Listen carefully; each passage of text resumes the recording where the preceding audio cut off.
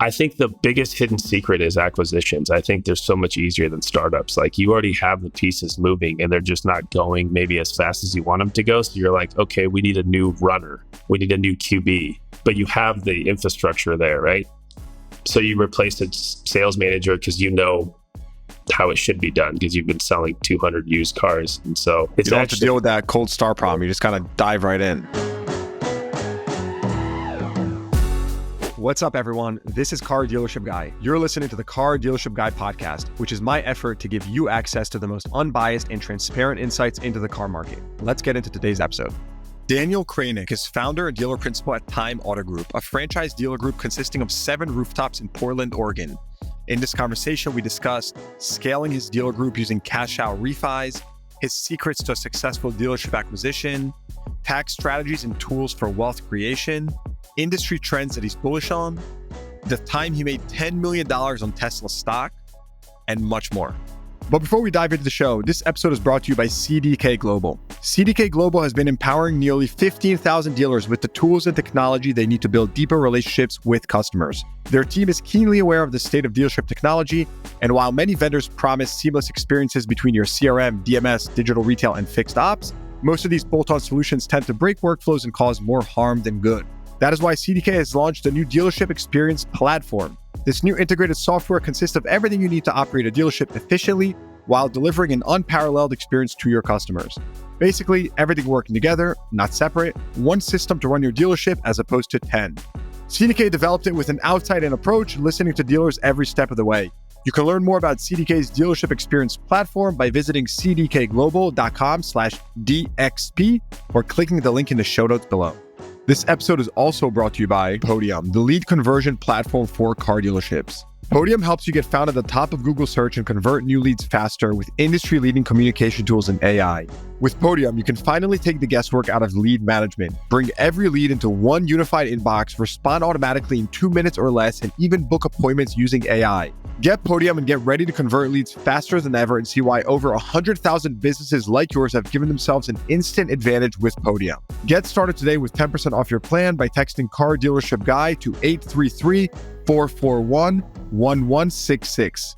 That's 833-441-1166. Text that number and mention this podcast to get 10% off your plan or visit the link in the show notes below. How'd you get into this business? Yeah. So first off, I loved cars. And I think going back to like really what drove it as a child, I was like just obsessed with cars. And I probably wanted to get away from, I wanted freedom as a kid. I wanted mobility. So I wanted like my own bike, if you will. That was my first set of wheels, obviously. Then I wanted my car. I just dreamed about getting a car. I grew up, my parents were immigrants, so they were pretty tough in general. You know, they didn't like Where are they from? Where are your parents from? Romania. Nice. And they were pretty tough in general. They were definitely like, strict. They wanted school. They wanted me to be a doctor and engineer. There was only 2 careers for me. Straight A's and doctor and engineer. And so, anyhow, I ended up buying a car and selling a car in high school and made a profit. And then I found this niche, which was Volvo 240s and Volvo 850s. And I built this little like parts department, if you will, down in my dad's basement. And started buying cars with my mom's business license through Copart. And just slowly started flipping them. And what you found out... What do you mean by your mom's business license? How did you do that? So at Copart, you didn't need a dealer's license. You just needed a business license. And you could buy, I think the number was like 10 cars a year or something. But they never really like monitored that. So if you bought 20 or 30, nobody really cut you off.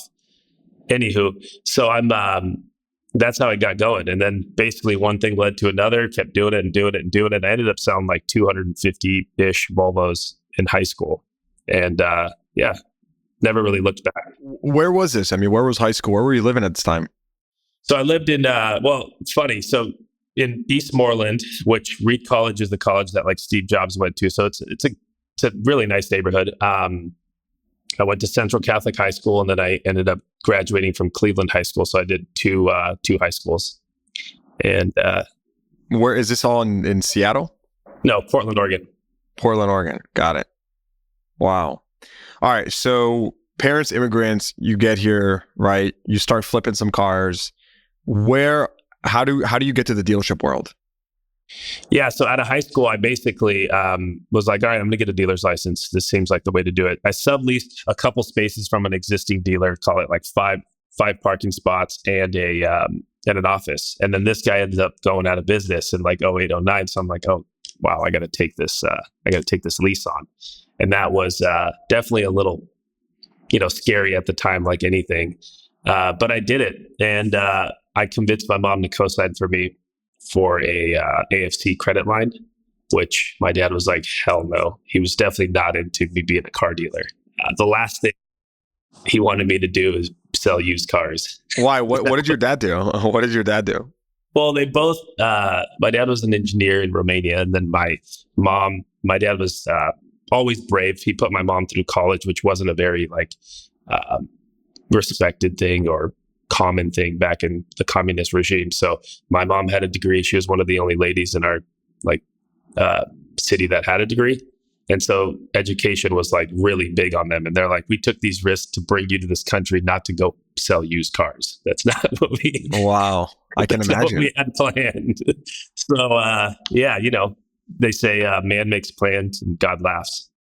Wow. So you mentioned you leased this lot. Now, were you selling used cars? What were you selling then?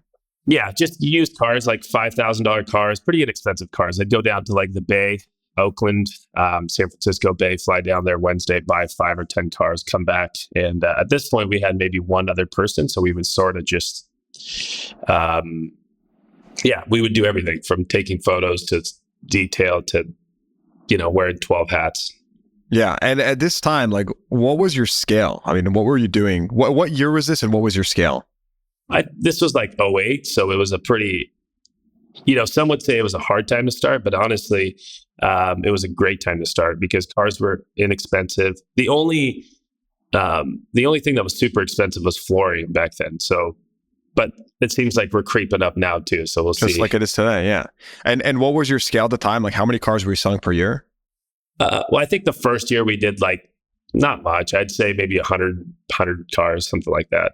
And then it kind of compounded quickly. So we went from 100 a year to like 500 a year, and then 500 to 1,000, and then just kind of kept growing. And so when you say we, who's we?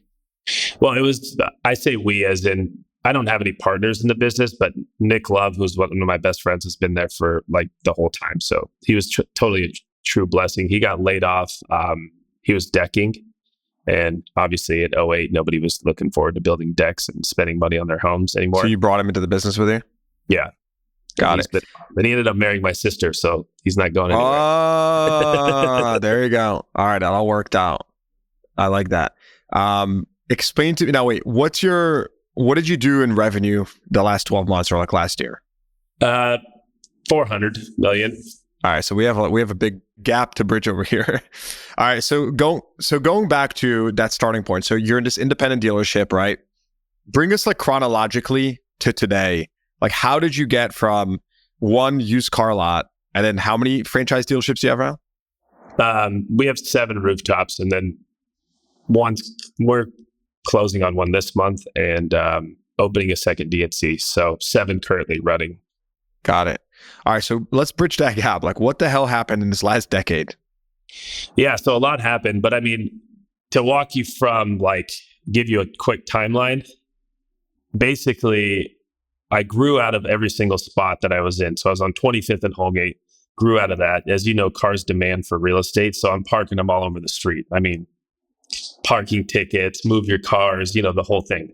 The parking guys would stop by every day and just have a feast. I mean, literally, we'd have to move cars. I'm talking like 5 years in, not year 1, but by 5th year, we had a ton of volume. So this pushes me into buying real estate. So I go up the street, I see this building for sale. At this point, it's like 2011. And the lady, Jackie, who was a total sweetheart, carries the note back. I only had to put down, I think, maybe $100,000. The building went from 250 a foot to 50 a foot when I bought it. And I kept doing that and knocking on doors, and people were looking for solutions. I mean, they wanted their problem solved. They weren't getting rent anymore, like mechanic shops, dealerships. They were just vacant, and nobody was really looking to buy them. And I don't even know if financing was available, but most of these real estate owners had them paid off. They weren't super expensive pieces of real estate. So they ended up carrying the contract back. So I ended up buying like one city block, then bought another city block. And basically the way I looked at it was like, okay, well, my rent roll is the same price as the mortgage. I might as well just get into an owner carry. What do you mean? Like, so basically you were buying this real estate that you were getting seller financing, right? Like the owner was financing it to you? Okay. And what were you doing with the real estate? Like, were you selling cars out at these properties or were you just like leasing them? No, I was selling cars out of them. Or some of them were just storage. Because I was in an urban city, so there weren't like, you couldn't park your cars. I wasn't on like a main drag, if you will. Or like what city were you at? Were you in? Portland. Got it. So all this is happening in Portland. Yeah. Never really went anywhere else. So really? Dude, I don't think I've ever met someone that sells cars from Portland, let alone someone that is from Portland. So that's a first. Yeah. Believe it or not, there's big dealers out here, but like, I don't know any of the East Coast dealers. You guys don't know that many of the West Coast dealers, unless they're big enough to where they kind of like overflow into both sides, like Hendricks or Penske or, some of the big boys, which. Yeah. So when you start buying all this real estate, and I'm assuming, how are you even doing that? Where are you getting the money to do this? I understand you have seller financing, but like, where are you getting the down payments from? Just retained earnings from your company? Yeah, exactly. And at this point, we were making a lot of money, and the cars, we're not talking huge money down. So you're talking like 50 to 100 grand. It wasn't that, it was maybe a lot at the time, but it was reasonable. And the sellers were pretty, so back then to get into a lease, they wanted like 2-3 months down. They really wanted to be safe. And so I'd always look at it like, well, whether I lease it or get the owner to carry it back, it was almost like the same. The delta was pretty low. And this all ended up working out. So fast forward to like 2018, 2019, properties went from like $50 a foot to $250 a foot. And to really land the plane on how the growth came, I would go refinance a building or two every single time I do an acquisition. And so they're tax-free dollars. I didn't need to go like raise money, but I would just refi, and the rates were typically lower and the mortgage payment was actually similar, even though I took money out. So you would do cash out refis. Okay. So for anyone that doesn't know what that means, it means you buy a property, and again, you could explain it better than me, but you buy a property, right? The property appreciates in value for one reason or another. You may have added value, it may just be the market. Nonetheless, it appreciates in value. You then go to the bank. The bank gives you money out of the property as a refinance because now it's worth more. And so you can do whatever you want that money. Of course, it's tax-free. Wow. So you were really riding that declining interest rate tailwind. Is that right? Yeah, I'd say so. Incredible. Okay, so you do these cash out refis. Then what do you do with that capital?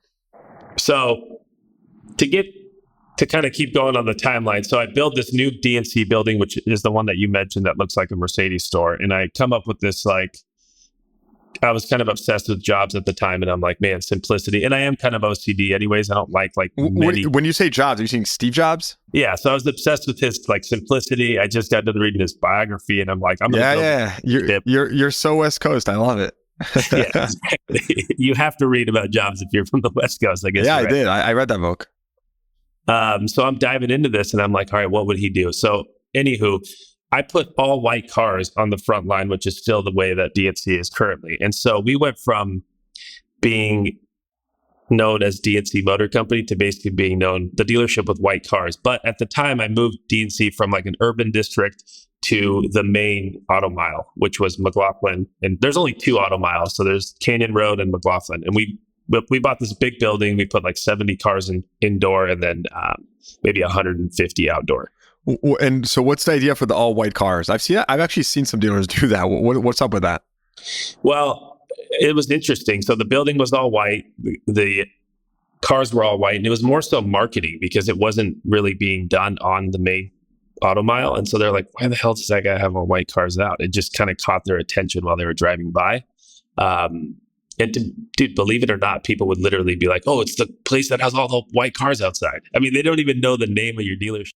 You're right. Like, it does make you wonder, like, why do you have like all white? Doesn't even matter. Just the fact that you have like one type of color, that definitely grabs attention. But Right, let me ask you exactly. this question: is that like, logistically, like, isn't that a bit tough?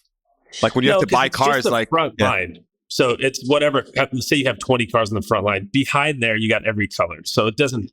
Typically, a car lot that has 200 plus cars has 20 white cars or 20 black cars, or whatever you want to put out there.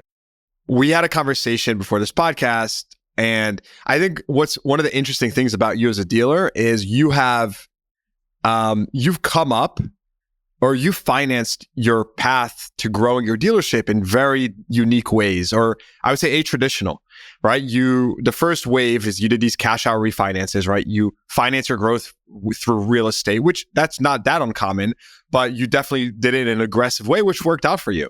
The second way, or I say another thing along your journey here, is you have made a lot of money in Tesla stock. And so I want to talk about that for a second. When did this happen, and what got you into stock trading? And can you give us some numbers? Give us some juicy details. Okay, so what got me into it is, first off, I always wanted to be either a stockbroker or a real estate broker, because I thought as a kid, I thought that's how you could, make money. And I mean, and you ended up slinging cars. You see how the world works? Yeah, exactly. I made a bunch of plans, but it just didn't work out the way I thought it would. However, it worked out just fine, and I'm happy with what I'm doing. I got back into it, and I always kind of had a small stock portfolio, and I would dabble with it. Like, I'd buy a little bit of whatever, but I wouldn't pay attention to it. It was never meaningful. And then I started reading a ton about Buffett. I started reading a ton about like Bill Ackman, Steve Cohen, all of the like heavy hitters. I just kind of got obsessed with it for like a couple of years, and I would literally wake up at like 4 a.m. and you couldn't sleep. The problem with being a stockbroker, now I realize, it's like you don't sleep. I mean, you're like obsessed with it because it doesn't shut off. It's not like you're not selling cars at 4 a.m. or 3 a.m. typically, unless you're in a different country. So you're not going to be watching it as much. But my son actually turned me on to it. So I wasn't a huge Tesla fan. I mean, I was a fan of Musk, but I wasn't like, I was kind of the guy that was fighting it. I'm like, I want to hear a 12-cylinder Ferrari. I want to hear the engine roar. And of course, he's like, I'm like, hey, so what car would you pick if you had your choice? He's like, Tesla. And I'm like, when I heard him say that, I'm like, really? Why? He's like, well, I just love them, Dad. Anyways, so then I started paying attention to the stock. I really started to believe that he can make a huge, and he can actually change it. I saw everybody adapting to it and everybody talking. When was this? What year was this? Yeah, don't quote me, but maybe 2017 was like when I first got in. Okay. And so how much money did you invest in Tesla stock at that time? So I might have went in like 200 grand, and then 200 turned into 50 grand. And then, so it like that stock would whipsaw. I mean, it would keep doing that. So to buy your bases back up, you'd have to buy more, right? So you're like, okay, then I kind of got in there for like over $1 million, I think, by the time I was like 29. But I mean, you could turn 500 grand into 200 grand in a heartbeat. So the funny thing about it is, I always say all my money came from the car industry, and whether it was Tesla stock or actual, intangible cars. Yeah. And so what ended up taking that to, 10 million? Did you lever it up? Like, did you, you levered it up? Yep. I levered it up, which is kind of against the traditional. Yeah, dude, you're ballsy, man. You're a gambler. You got to know when to hold them. You got to know how to do it. But again, listen, it's you take the right risk. Sometimes it works out very well. Yeah, I think the best thing I did is I did lever up, and it's untraditional and people don't talk about it. But if you can sort of measure your risk, I don't know. I mean, I was in a different mindset when all this was going on. I think risk is obviously, I think it has a reward, but I also took the money out and bought dealerships with it. So it turned it into a real tangible business without having to raise money. And I think if I needed to come up with, today, 10 million sounds like, oh, you could get the money from that. You can do that easily off a balance sheet or however you want to see that happen. But it wasn't the same raising 10 million is not as easy as it sounds. However, when you open Wall Street and people are raising billions at a time, it makes it sound super easy. But you have experience. I mean, you know what it takes. Yeah, we'll talk more about that. Tell me more about before we get more into the nitty-gritty of the business. So when did you open all these dealerships, right? I'm assuming at the same time you were having kids, growing a family. Like, walk us through like kind of balancing all that. Kids, growing family, kids, opening dealerships. How did that all work out for you? I mean, you don't have any partners, so that's pretty fascinating to me. Yeah, I mean, so one of the things that I will say is obviously I have my wife is kind of definitely a pillar of strength when it comes to the kids, and that's been awesome. But lately, I've sort of found discipline and balance extremely important in my life, and I don't take like missing things that are important lightly. Where the first decade, I probably wouldn't show up to anything. I'd show up to weddings halfway through them. I'd show up to there was no balance, if you will, whatsoever. It was like, get your work done and then show up when you can. And that's how I just ran my life. And it was, probably what it took at the beginning, because this wasn't exactly like an easy business. I mean, you had to like really be on it constantly. And I didn't know how to delegate necessarily. I think independent car lots in general don't know how to delegate, at least most of them. Most of the owners are doing 5 or 6 things, at least the ones I know. Did you have that same issue early on? Yeah. Got it. So, and how did you what was your biggest issue when it came to delegation? How did you kind of grow out of that? I don't think I knew how when I ran when I ran one car lot. I'm not sure I knew how to delegate exactly. And then I didn't give it enough time. So when you hire somebody and you have to let them spread their, make mistakes and let them take over a department, I think I was insecure in some departments. I felt like I didn't have it right. So I didn't really want to open myself up to them, probably. And so I just was like, whatever, just do this, but don't do this. So I would never give somebody full authority or full autonomy. I just give them. And what was that inflection point for you though? The first acquisition. So my first acquisition came with a controller, came with deep staff. And I'm like, okay, well, there's that. First off, I don't know how to do this. So I need them. I'm not going to go count parts and turn in a financial to a manufacturer by the 5th of the month. You were sort of it was sort of like a forced into it in a way. Exactly. Because when you're independent, you don't need to turn in a P&L on the 5th of the month. Nobody's yep, the forcing function, baby. It always works. So how did you find that first acquisition? What did you acquire? What was that? Yeah. So through success and really good, hard work ethic, I have a good reputation. Our company has a good reputation, which was DNC at the time. The neighbor actually across the street, kitty corner, decides to retire. So he comes over, he knocks on the door, and he's like, it's a Mitsubishi dealership. And he's like, hey, do you want to buy this dealership from me? And I'm like, I don't know. Not really. I'm having fun at what I'm doing. But then, of course, I kind of I always wanted a new car store. At the time, I lost a Lotus dealership. So that was no bueno. I was pretty upset about that, but it turned out that I went to buy one and one of my competitors bought it. But got it. Oh, you were going luxury. But it was a blessing. I mean, I didn't regret not getting it. So anyhow, this guy, Scott, walks over and I end up, kind of pursuing the deal. And I can walk you through the guts of that first acquisition if you'd like. Yeah, I want to hear about it. Go ahead. Yeah, I took some notes here because, so as far as getting in the meats, it was another one of those carrybacks. So he carried back half the blue sky. I bought the real estate. Explain that to us in very simple words. What does that mean? Yeah, so call it $2 million for goodwill back then, or blue sky. He wanted $1 million down, and then he would carry back the other $1 million over the next 5 years. So, and is that the deal you ended up working out? Yeah. And wait, what franchise was this? Mitsubishi. Got it. That was this your first franchise? Yeah. Okay. So you get in with the Mitsu, you put $1 million down, you get seller financing on the second $1 million. Yep. Okay. Go ahead. Well, in doing these deals, they're becoming more and more complex. So you need to buy the FF&E, which is furniture, fixtures, and equipment. Then you need working capital, which is, I think for this store, it was like $2 million at the time. The other thing that you run into is when you buy stores that don't make that much money, the requirement from the bank is higher. It's interesting because now that I've done some bigger acquisitions, you actually see how much easier it is to finance a big deal that's already like making cash flow. The turnarounds are probably harder to finance, even though you think you're doing yourself a favor because the barrier of entry is lower. Buying a great company is sometimes easier.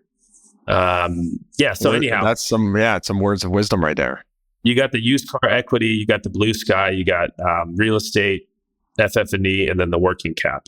So every deal, whether it's small or big, is it needs some serious coin. You're not getting deals done for $1 million anymore. Yeah, but why did you decide to go franchise? And then tell us also, why did you decide to go Mitsubishi, right? You were running an independent store. So like, what was the impetus for that? Why go that route? Well, I would say it found me, but I did always have the ambition. I wanted to be a new car dealer. I think most dealers that are independent have this like dream of being a new car store at some point. And I think that's the bug. I would agree with that. I would agree with that 100%. Even though they don't maybe admit it all the time, but I think down deep, they all want to be new car stores. I think one of the best things I heard Alan Haig say is like, he doesn't know very many rich used car dealers. And that really stuck with me. I'm like, there's a lot of truth to that. There's some to that. Yeah, there's some to that. I don't disagree. There's definitely some, but you're right. I'd say more are on the new side. So, okay. So you go down the Mitsu route. So like, what do the numbers look like? Yeah, as far as what? As like profitability, I mean, was it a success? Like, what was that outcome for? Oh, the one unique piece that I forgot to mention is I got in there with an intermittent management agreement. So I got to run the store as I was buying it for 3 to 6 months, which gave me, first off, credibility with the manufacturer. It's really hard to get approved for a franchise if you've never worked in a franchise store, which I didn't. And if you don't have any new car experience, and you can pitch them all you want on like, hey, I'm a good used car guy. And they just don't care because they don't make any money off used cars, right? Their whole plan is, can you sell new cars? So I ran it for like 3 to 6 months. I put $300,000 in escrow, and it was either my loss or my gain. So if I made $600,000 in the 6 months, I get to keep it, and that would be deducted off of the purchase price. And if I lost, well, I would say 300, he'd probably kick me out at 250 because he doesn't want to go negative. And yeah, I got in there, and that's the number I made. Were you the actual GM? I mean, who was the GM? Yeah, you were the GM. Yep, for the first up until we closed. So for the first 6 months. Wow. Well, I mean, recruited the GM. Got it. And what was that like from you? I mean, going from the independent world to the franchise world, suddenly being a GM of the store, like, was that challenging? No, man. I got to say, I think the biggest hidden secret is acquisitions. I think they're so much easier than startups. Like, you already have the pieces moving and they're just not going maybe as fast as you want them to go. So you're like, okay, we need a new runner. We need a new QB. But you have the infrastructure there, right? So you replace a sales manager because you know how it should be done because you've been selling 200 used cars. And so you don't have to deal with that cold start problem. You just kind of dive right in.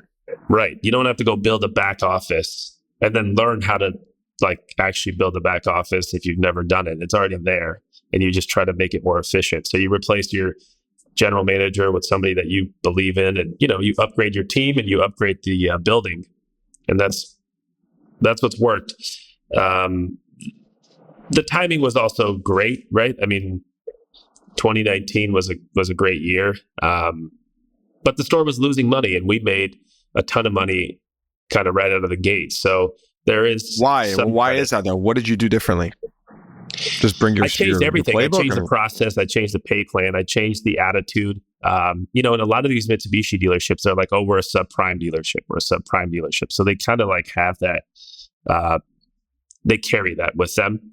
But really that store was just a used car store that sold like 20, 25 new Mitsus. It wasn't really a new car store. Like, it wasn't pushing heavy volume. But I will tell you the biggest advantage that I saw is you got financing, lower flooring rates, the process. And I was able to carry all that benefit over to DNC Motor Company. Yeah. That's the classic. So again, for people that don't know, like the classic used car dealer playbook, right? You go, you buy a Mitsubishi franchise. Suddenly, all these lenders that will finance your customers on their vehicle purchases are willing to work with you because you're quote unquote franchise status. And to your point, like you get better opportunities for floor planning, right? Financing your inventory. So there's just embedded advantages with becoming a franchise dealer that impacts an independent dealer. And like what you just said, you bought this Mitsubishi dealership, suddenly you can bring all that over to your independent dealership. So it actually increases value in your independent dealership as well. Yeah, it increases, it adds a ton of value. The economy of scale is a real tool there. We built a relationship with Ally, right, in doing that. There was tons of benefits to it. We also didn't have a service department at DNC Motor Company, so we serviced all our used cars through the Mitsu store now because it had a running service department. And I don't know about you, but I don't know most independents that are going to go open a parts shop and account for every nut and bolt and washer. And it's a lot of work. It can be done, but it's much easier to perfect it. I went in there and changed all the light bulbs and just made people feel better and changed the uniforms and added value like that and invested in some of the assets, which were like shelving. But my point is the process was all there. If somebody told me to go open up a parts department with like nuts and bolts and screws and account for every little washer, it's messy. It wouldn't be my expertise. Tell us more about kind of your call it turnaround playbook. You just mentioned some things. You focus on these like intangibles, right? Make the place just feel better. Like, was that an issue before you stepped in, and did that bring a big impact? Yeah, I would say, look, man, one of the biggest things that I think leading to some of the questions in the car industry and how you see it kind of shifting now is the way the showroom does make you feel, I think, is critical. I think you can't take away the way you feel when you walk into a business. And I do think the emotional part of the experience is important. I think hospitality is critical. I think that feeling is important. But I would say the turnaround book is basically, more sales, less expenses. So how do you... Simple. Yeah, it's a two-step process, just more sales and less expenses. Done. No, usually you have to either try to work with the people that are there or replace some of the key players and then, increase the output. Do you still own this Mitsubishi store? Yeah. Nice. I've seen lots of, kind of bigger dealers divest the Mitsubishi stores as they scale. Some hold on to them. No right or wrong path. I'm always, curious to see. I'm not a good seller, so I don't know. You're not a good seller? No. Have you sold anything? In my life, I've sold two pieces of real estate. That's it. Dude, like taking a quick pause, like throughout all this, did you have any mentors? Who was helping you out? Where were you? Obviously experience, great, but like you were making mistakes and all that and learning from that. But was there anyone you were sort of leaning on, advice? Was there anyone like that for you in your career? Yeah, I had a lot of good mentors, man. And I think that one of the most important things that dealers can do is, we all kind of get stuck in this like, competition, whatever it is. But the nice thing about being young is people are willing to help you and people are willing to take your call. So if you ask for help and you're like, hey man, I'm stuck here. I've never been refused once when I've asked for help. And people in general, at least in my experience, have been pretty welcoming to that and like, yeah, sure, let me help you out here. Boom, boom, boom. Especially when you reach out to people that have done what you want to do. So, when you reach out to a guy that's way bigger than you, people don't have a problem helping you out. It's just usually the guys that you're like toe to toe with that, it's reasonable for them not to want to help you. Yeah. Is there anyone specific that you want to mention or you can mention here that has been really helpful for you? Yeah, I had a mentor that I flew to and from San Francisco with a ton. His name was Sid Ferris, and he was a really successful dealer here in Oregon for a long time. And he would always just tell me, let go of the outcome, never pull the reins in, just all kinds of like one-liners that were just solid. And, I'd fly with him and I'd hear his stories and then I'd fly back, hear his stories. And he's a great guy. He really took a liking to me. And he's helped me out a ton. And then after that, there was bankers and mentors. But honestly, man, if you work really hard at what you do and you read, like I would watch Roger Penske's interviews. I'd watch Greg Penske's interviews. I'd just study the industry, however, and whatever. I'd listen to Lithia's earnings. I'd listen to Brian DeMorse, talk about how all his different inflection points and what's happening with like when he invested in Shift or any of it. I mean, I would just pick up whatever I could. I'd look at their 10 Qs. I'd try to learn whatever I could. So when I bought the new car store, I really leaned into studying all the new car guys. Prior to that, I didn't really do that. But do you think the window of opportunity is still there? Like if someone is listening to this, maybe they're an independent dealer, maybe they're just, not even in the business, but do you think the window of opportunity to do what you did, that playbook, do you think it still exists? I mean, I think if you're really, look, you have to be. I'm glad you didn't answer that so quickly because it is a real question, It is a real question. And, I would say that I've been blessed and there's a lot of luck in my life. And, I've had a great team. I mean, the team that I have, walks on water. They're just solid. And we've been close for a long time. It's hard to build all that. I think it can exist, but you have to have a pretty large savings account. I don't think you can be a good GM and just walk across the street and say, give me half of your dealership. Or it just doesn't. I mean, these guys can just call Lithia and get a check. Why would they? I think the opportunity is like Mazda, Mitsu, and some of the lower barrier of entry brands. I think if you're trying to get into like a bigger franchise store, like pretty much anything outside of those, I think it's an uphill battle unless you have a decent sized checkbook or some type of earn out. The issue that I've seen with like sweat equity is the devil's in the details. It doesn't always work out for the GM like he thought it would. So how do you incentivize your GMs? A percentage of gross and a percentage of the net is kind of what we're leaning into. But for the first like 90 days when we buy a store, we'll set certain KPIs and set a forecast, and we'll just basically bonus them if they can do all of the different things that we want them to do over the first 90 days. And it'll be large. I mean, we have GMs making, a lot of money. So like what? What's a lot of money? Like $500,000 plus. It just depends. I mean, obviously. And what is that like percent to net or net to sales? What does that come out to be? I mean, so the traditional plan is like a 10 grand salary and a 10% of the net. But the issue with that is when you have a smaller store, you have to give away some of the gross, right? Some of the top line and then some of the net. So it just depends on how big the store is. If you got a big store, the pay plan works. But if you don't have a big store, it just doesn't work. And you want to recruit the best people and keep them motivated. And people in the car industry pay for results. I mean, we're very results driven here. It's like, that your results have to show. Yeah. And so when it comes to, you mentioned like some of those KPIs when you're acquiring a dealership and, what do you look for? Like, what are those KPIs that you bonus on?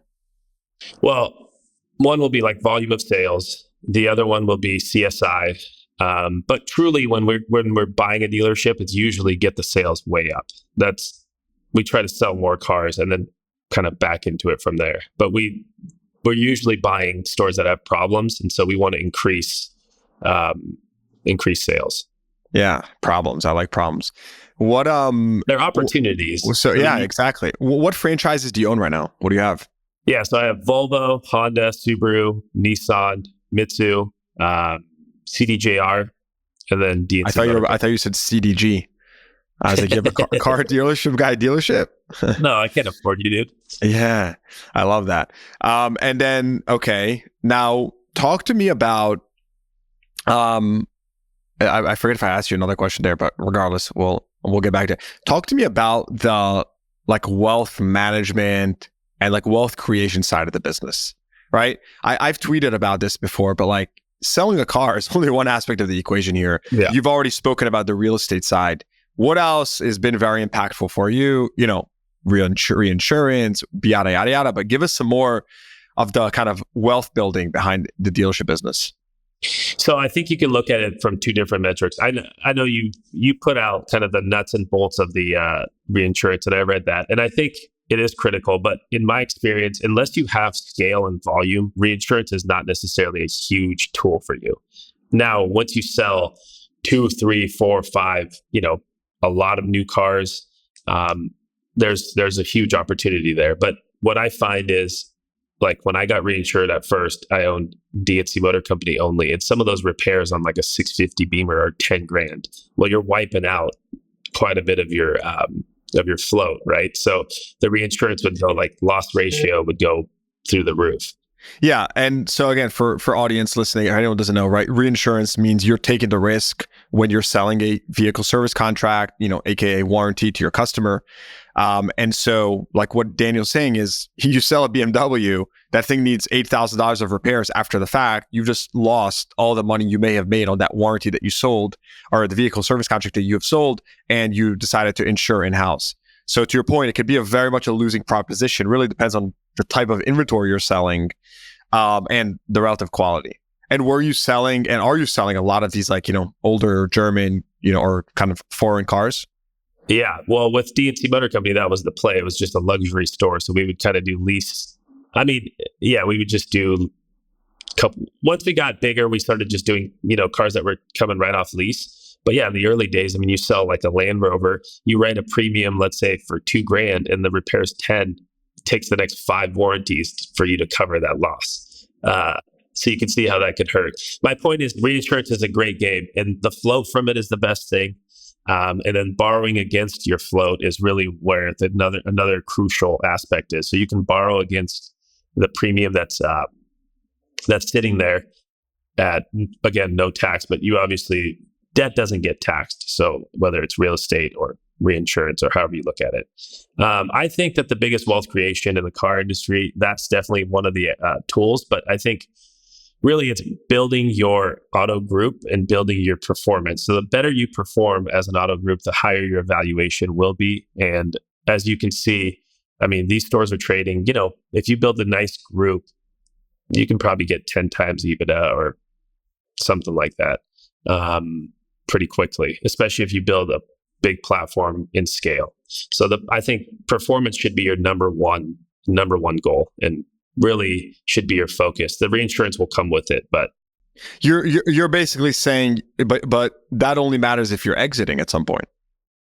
Well, it matters even when you're borrowing money and you're looking to grow, because you can tap into your unlocked equity, right? So like if you have a blue sky on your group that's worth, say, 50 million, you can tap into that, and you can tap into your equity off your balance sheet if you have a good lender. So it does matter, for growth.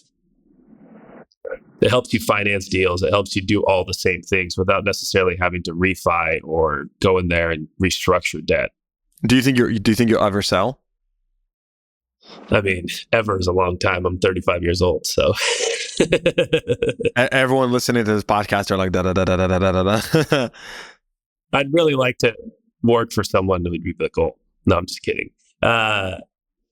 No, I don't plan on selling, man. I have 4 kids, and I want to build it as a legacy, and I really do love what I'm doing. Do you want your kids to come into the business? Yeah. So if I had it my way, I have 4 kids. I would. That's a big if, dude. That's a big if. Yeah, I don't think I have it my way, but if I'd love to work with my kids, man. I really would, and I think it's a good industry. I think it's evolving. I think there's a lot of opportunity, and you can build a pretty big platform. Slowly but surely. Talk to us more about your platform. Like who helps you run this, conglomerate? How do you do this? Well, we have more. Our corporate overhead is probably more extensive than like the store to store, but we were building to grow. So my ambitions were probably they've been neutered a bit with this economy, but we definitely had our goal was drive to 25. So we were planning on having 25 stores by the end of 2025. Drive to 20. Listen, all I've been hearing is survive till 25. So you're on the other end of the spectrum. So we'll see how bad this recession hurts me, and then I'll let you know my new goals. I'm gonna like every wise man says, when the economy changes, what do? You change with it, right? So, but we're doing an acquisition now. It is a little bit harder, as far as they do require more skin in the game. And so the platform, I have a wonderful CFO. I got an awesome director of operations. I got HR, the whole thing. So kind of a big C-suite now. And how did you find all three of those people? Acquisition, or is it like a fresh hire? How did you get them? No, so I had my CFO and kind of business development guy. I hired him. Well, he kind of came on to the first acquisition. He came with me with the first acquisition, and he came on to just help me land the plane on the first deal. And then he just never left. I kept like feeding him work. He worked for KPMG, which is one of the big three accounting firms. And I just couldn't let him go because he just sort of like filled in all my insecurities, So yeah, what were those insecurities? It wasn't so much insecurities, but it was like a ton of communication with financial people from every manufacturer, a ton of questions. I mean, the one thing that I think when you go from an independent to a franchise, you really need a bench because it changes. Like people want to know, manufacturers come into your dealership all the time. OEMs come in and if you're not showing them love, you're neglecting them, right? So then, yeah, I mean, everyone needs a ton of your time. Yeah. And what would you say, or like, I want to talk more about your platform and your team you just mentioned, but where do they complement you the most? Like, what is that, what do you consider yourself kind of like the best at? And what are the things that, you outsource to the rest of your team? Yeah. So I've gotten pretty good at delegating, but I think I'm also hands-on. Like I'm not afraid to walk into a dealership and chat and hang out and feel the culture and do all that. But I'd say as far as like financial reporting, they go through everything. I mean, I don't have, a say in what they do at all. I just get the report and it's like, okay, well, that's where we landed, I guess. So I'd say they take all that away, which is huge. And then, I mean, everything, man. I mean, they can do a whole deal without me really involved. However, I'm not that guy, but I'd say everything without. Yeah, they can do everything. I mean, literally take a whole deal down if you want them to. Whatever. Build a great team, dude. Yeah, they're awesome. I guess they don't need me anymore. So, well, then it means you're doing something right. You should be proud of that. Tell me more about your challenges today, right? Like, what are the things, or what are areas of focus? It could be operational, it could be technological, whatever. But like, what are the biggest challenges for you in the business at the moment? I would say the biggest challenge that we have today is probably having your underlying cost go up. By that, I mean flooring and just your underlying costs that you can't control. And then feeling kind of compression from the top and the bottom. So you essentially have to restructure some pay plans, or you have to restructure some of the costs of these dealerships, which, there's only a few line items: personnel, marketing, maybe a couple more in there, but those are the big ones. And that's just a tough conversation because it's just hard. And it's hard to keep the culture there and then restructure, kind of where you should be. But you're feeling pressure from the consumer and you're feeling pressure from the banks. So how have you been navigating those conversations? And, I think we all know of those conversations, but like, how have you been handling that? I mean, I try to do it with transparency and just say, hey, look, this is where our goal is, call it gross to net 4%. We're hitting at 2. What do you think we can do? This is how I see this working out. It's either we kind of, maybe you wear 2 hats for the next couple months. Maybe we don't need a GSM and a GM in some stores, or we don't need a GM in this store. Those are the conversations we're having, but we try to do it all above board. Look, I think you just said a really important point, which is like, it's not me against you, right? You have a goal and we're both trying to reach that goal, and then let's work together to find a path to get to that goal. And just try to do it in a healthy, empathetic way. I mean, it's not like I'm having fun with these combos, man. They suck. I'd rather just talk about growth and how do we grow our way out of this. But, if we got to 70% of our goal and we don't see ourselves getting like any higher, that what do you do? What about on the tech side? Like any tech stuff, or how's that working for you at your dealership? You seem to be more tech savvy, and you mentioned Steve Jobs, you're a fan. So like, have you implemented any new tools, any new AI software? I mean, I'm just curious how you're handling that side of the world. Yeah. So the biggest tool that, I mean, we use all the traditional platforms, vAuto, VinSolution, Dealer Socket. I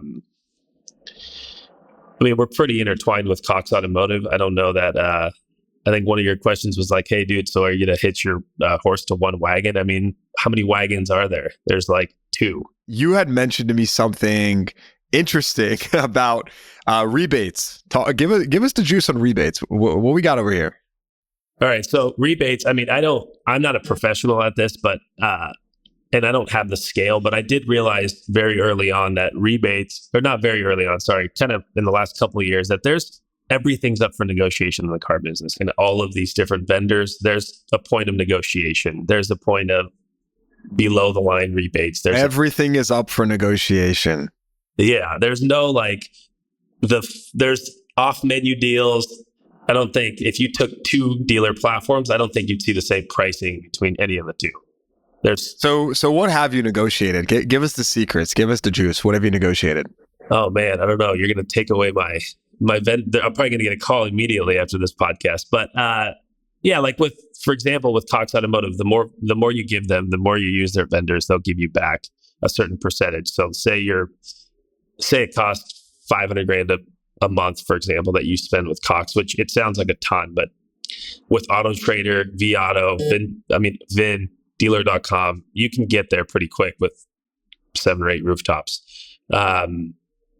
So you get a percentage of that back. So call it, 10% would be $50,000, 5% would be $25,000. Those are high numbers. You're probably not getting that back, but you're getting like $10,000 back a month, which help.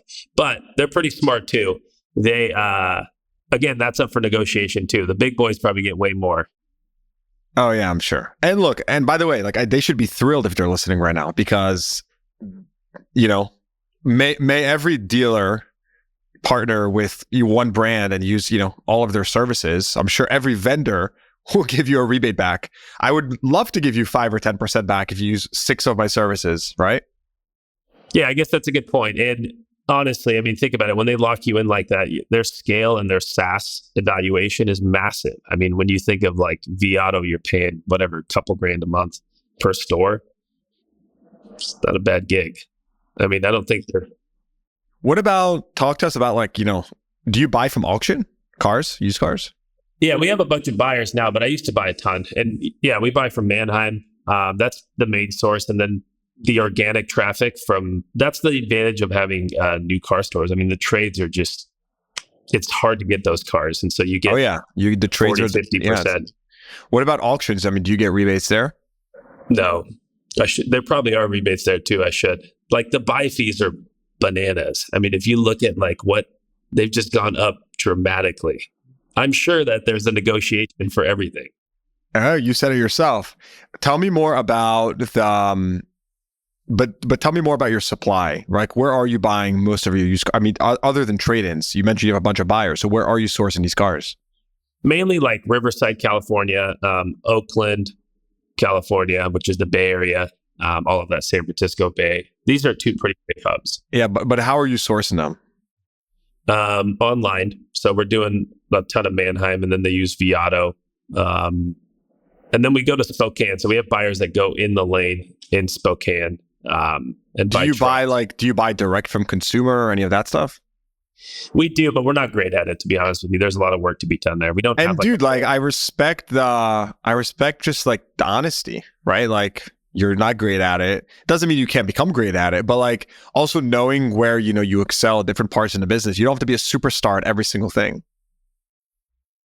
Yeah, we've tried to incentivize like salesmen to buy cars. They're just not great at it. Yeah. So yeah, I mean, Cars are now rebranded to Cars Commerce. They're a partner of the podcast as well.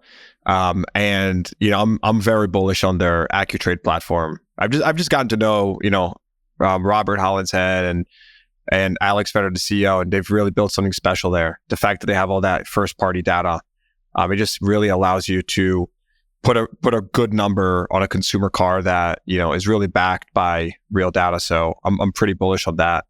And just the future of how they're going to evolve that product. I think that's the right way the industry's trending.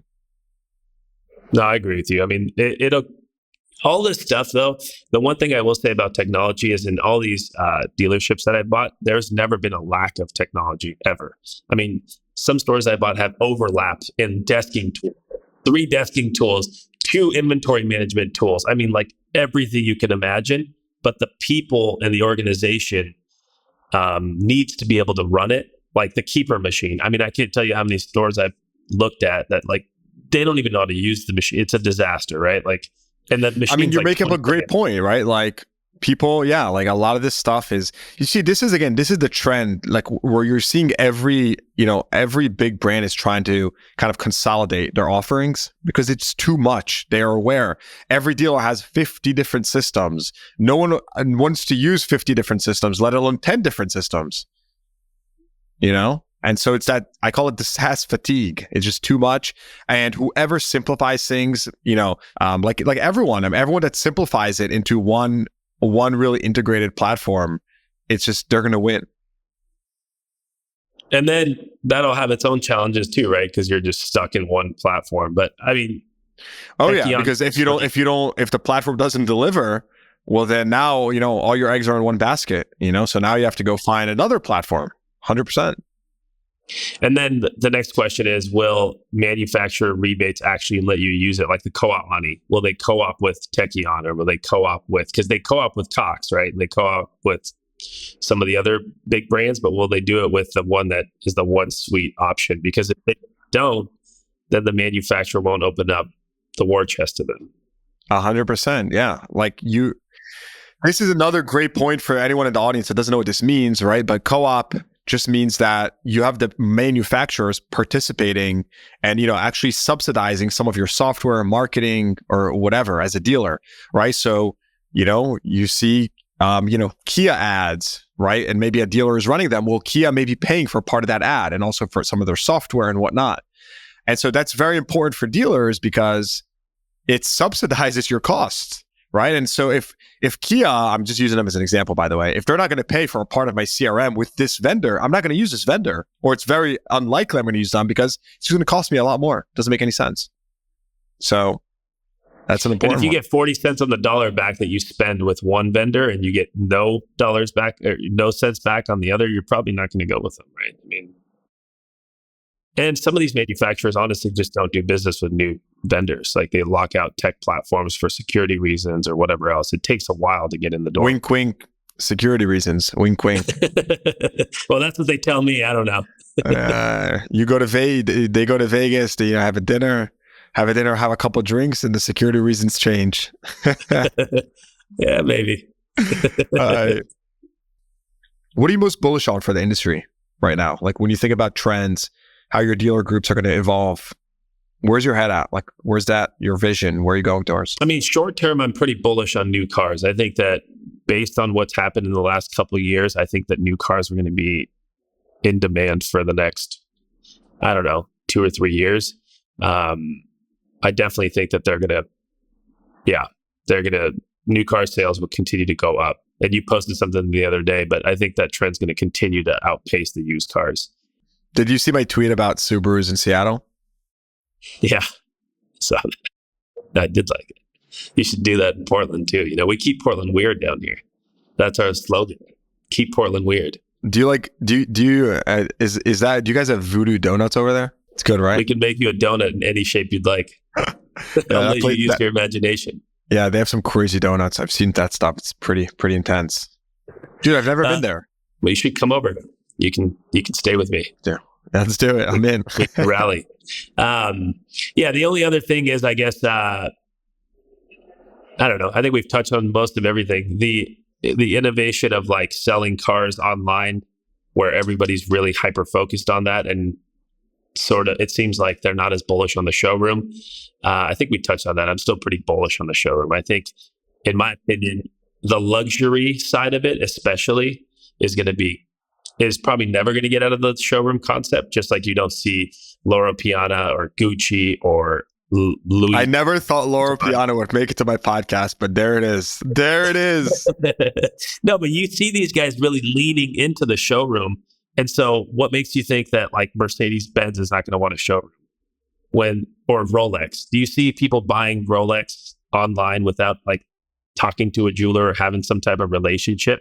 I feel like, to be honest, yes, I actually do see that. People do buy those online, but I understand your point because at the luxury experience, it's a very discretionary purchase and it doesn't happen every day. So if I'm going to buy a beautiful luxury vehicle, something that's more than just like a point A to point B, yeah, I'm going to want to go see it in the showroom, touch it, feel it, sit in it, smell it, ask some questions and whatnot. So I totally agree with you there. But what do you think about the more like, sub $30,000 car?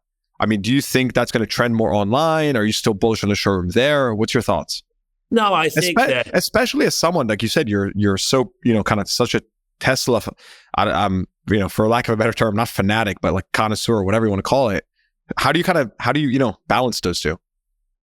I think that Tesla's been able to conquer the impossible, right? So I don't know that being like, for example, Ford or whatever manufacturer OEM you want to talk about, they have to really catch up when it comes to EV and then disrupting their whole dealer body that they're selling cars to, because once the OEM drops cars on your lot, it's considered sold for them. So we are their buyer essentially. So they just send it to our lot. They sold 100 new Fords. For them to like disrupt that and disrupt all their factory lines and reinvent themselves and spend billions of dollars in R&D to get themselves to catch up to Tesla and EV, and then to honestly get themselves to to take over the dealer. I don't know. It just seems like a lot more work than they're willing to do, at least for the next decade. I think they got their hands full. And quite frankly, dude, I mean, you look at some of these manufacturers and you see that, I'm like, figure out the navigation before you beat Tesla, please. I mean, just fix the nav. Can the nav just be easy to use before you guys all conquer Tesla and you guys need to be the next Elon killer?